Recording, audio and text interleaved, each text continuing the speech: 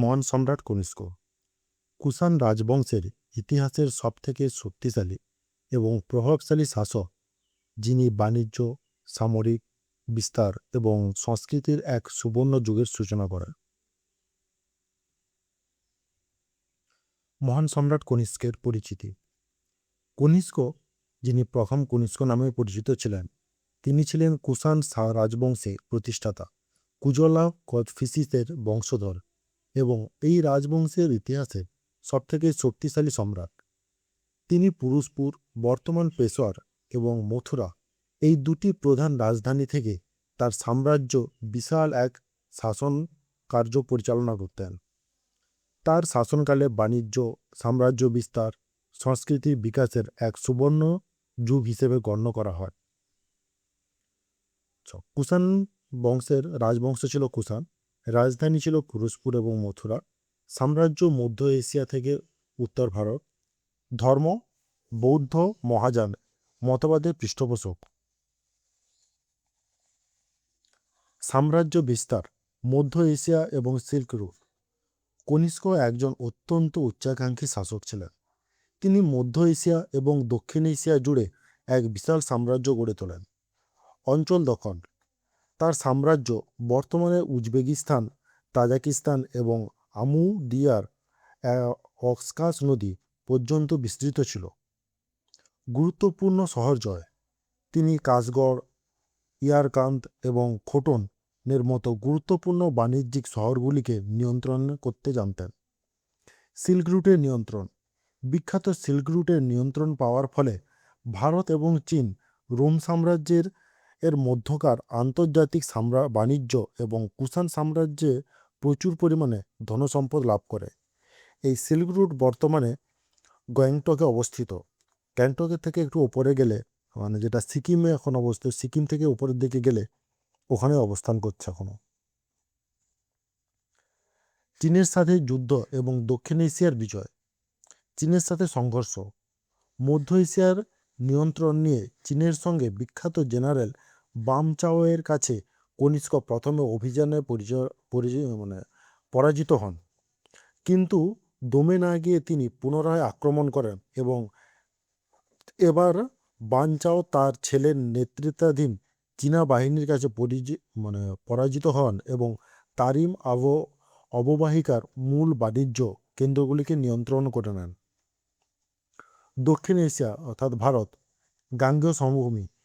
উত্তর ভারতের সাম্রাজ্য বিস্তার করে তিনি মগধ অর্থাৎ পাটলিপুত্র এবং বৌদ্ধগয়া সহ জয় করেন এবং পূর্বে বারাণসী পর্যন্ত অগ্রসর হন।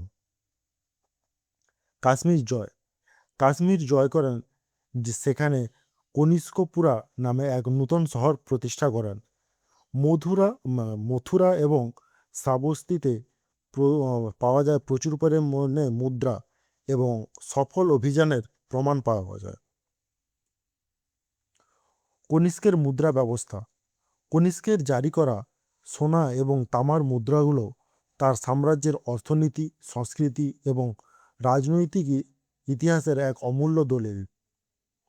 অর্থনৈতিক সমৃদ্ধি। বিপুল পরিমাণে সোনা এবং তামার মুদ্রা প্রচলন পাওয়া যায়, যে তার সাম্রাজ্যের অর্থনীতি কত পরিমাণে শক্তিশালী ছিল সেটাই এখান থেকে বোঝা যায়। ভাষা রূপান্তর। আনুমানিক 127 খ্রিস্টপূর্বাব্দ থেকে। শাসনের শুরুতে তিনি মুদ্রার গ্রিক লিপি ব্যবহার করেন। পরবর্তীতে কনিষ্ক গ্রিক লিপিতেই ব্রাহ্মীজান ভাষাকে সরকারি প্রশাসনিক ভাষা হিসেবে চালু করেন। বর্তমানে যেমন আমাদের দেশে ভারতবর্ষের অফিসিয়াল ল্যাঙ্গুয়েজ হিন্দি এবং ইংলিশ, সেরকম এছাড়াও 22টা আঞ্চলিক ভাষা রয়েছে। তখনকার দিনে প্রশাসনিক ভাষা হিসেবে ব্যবহার করা হতো এই ব্যাকট্রিয়ান ভাষাকে। ক্ষমতার অভিযান। ক্ষমতার প্রতীক। কোনো কোনো মুদ্রায় তার কাঁধ থেকে আগুনের শিখা বের হতে দেখা যায়, যাতে তার ঐশ্বরিক ক্ষমতার প্রতীক। মুদ্রায় রাজার চিত্রণ। কনিষ্কের মুদ্রায় তার ব্যক্তিত্ব, পোশাক এবং ধর্মীয় বিশ্বাসের এক জীবন্ত চিত্র ফুটে ওঠে। পোশাক এবং বেশভূষা। মুদ্রায় কনিষ্কের মধ্য এশিয়ায় শক্তিশালী শৈলী লম্বা কোট এবং ট্রাউজার এবং ভারী বুট পরা অবস্থায় তাকে দাঁড়িয়ে থাকতে দেখা যায়। বীরত্বের প্রতীক, তার হাতে তরবারি বা বর্শা থাকে যা বীরত্বকে প্রকাশ করে। এটি কুষাণ শাসনের সামরিক শক্তির একটি প্রতীক। ধর্মীয় রূপান্তর, কিছু মুদ্রায় তাকে যজ্ঞ দেবীতে ধর্মীয় আচার অনুষ্ঠান করতে দেখা যায় যা আধ্যাত্মিক দিকটিকে ফুটিয়ে তোলে। বৌদ্ধ ধর্ম অতুলনীয় অবদান, সম্রাট অশোকের মতোই বৌদ্ধ ধর্মের প্রচার এবং প্রসারের জন্য কনিষ্কের অবদান অতুলনীয়। তার হাত ধরেই বৌদ্ধ ধর্ম একটি আন্তর্জাতিক ধর্মে পরিণত হয়। মহাযান বৌদ্ধ ধর্মের পৃষ্ঠপোষকতা, কনিষ্ক তার জীবনের পরবর্তী সময় বৌদ্ধ ধর্ম গ্রহণ করেন। তিনি মূলত মহাযান মতবাদকে সমর্থন করেন। এই মতবাদকে বুদ্ধকে মানব রূপে এবং বোধিসত্ত্বকে করুণার প্রতীক হিসেবে পূজা করার নিয়ম চালু করা হয়, যা সাধারণ মানুষের কাছে খুব দ্রুত জনপ্রিয় হয়ে ওঠে। সিল্ক রুটের প্রচার, কনিষ্কের সহায়তায় বৌদ্ধ ভিক্ষু এবং পণ্ডিতেরা সিল্ক রুটের মধ্য দিয়ে মধ্য এশিয়া এবং চীনে বৌদ্ধ ধর্ম ছড়িয়ে দেন। শিল্পের বিকাশ, তার আমলে গান্ধার শিল্পরীতি, যেখানে গ্রিক এবং রোমান শৈলীতে প্রথমবার বুদ্ধের মানবমূর্তিতে পরিণত হয় এবং মথুরা শিল্পরীতিতে চরম উৎকর্ষ লাভ করে। চতুর্থ বৌদ্ধ সঙ্গীত, সঙ্গীতের বিবরণ, স্থান হচ্ছে কাশ্মীরের কুণ্ডলবন। নেতৃত্ব দেন বিখ্যাত পণ্ডিত বসুমিত্র এবং অশ্ব ঘোষ। ফলাফল, বৌদ্ধ শাস্ত্র এবং শিক্ষাগুলোকে সংগ্রহ এবং সম্পাদনা সংকলন করা হয় এবং মহাযান দর্শনের নিয়মকানুন চূড়ান্তভাবে ধারণ করে। এই সঙ্গীতের গুরুত্ব, চতুর্থ বৌদ্ধ সঙ্গীত এবং বৌদ্ধ ইতিহাসের একটি রূপান্তরকারী ঘটনা।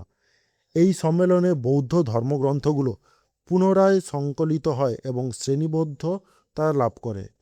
মহাযান মতবাদের দার্শনিক ভিত্তি সুদৃঢ় হয় এবং বৌদ্ধ শিক্ষা একটি সুসংগঠিত রূপ পায়।